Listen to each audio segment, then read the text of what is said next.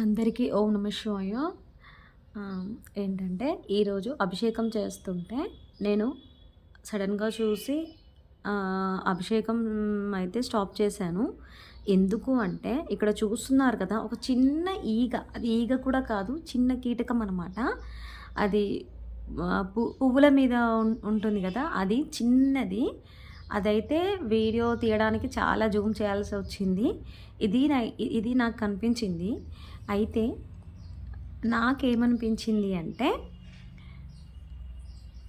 ఇది పోయిన జన్మలో ఏదో శివభక్తురాలనుకుంటా. సేమ్ నాలాగే పట్టుకుంది శివలింగాన్ని. చూద్దాం ఎంతసేపు ఉంటుందో అనేసి అలా వెయిట్ చేశాను. దగ్గర దగ్గర 2 నిమిషాలైతే శివలింగం మీదనే ఉంది. ఇంట్లో మా వాళ్ళు ఏమన్నారంటే, నువ్వు డైలీ పాలు అవి పోస్తుంటావు కదా, అందుకే వచ్చిందేమో అంటే, అలా అని అయితే ఏం కాదు. ఎందుకంటే మనం పాలు పోసి అవన్నీ పోసి మళ్ళీ శుభ్రం చేసి మనం శివలింగాన్ని నీటితో అభిషేకం చేసి పెడతాం కదా, ఇంకా ఏముంటుంది అంటే అని నేను అన్నాననమాట. కాదు, ఇది తప్పకుండా ఈ ఈ ఈగ శివభక్తులే అనేసి అన్నాననమాట.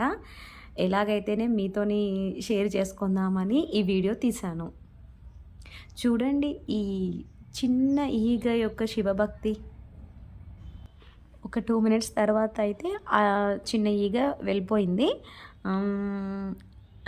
నిజంగా ఇదెంత అదృష్టం చేసుకుంది అని అనుకున్నాను ఆ టైంలో.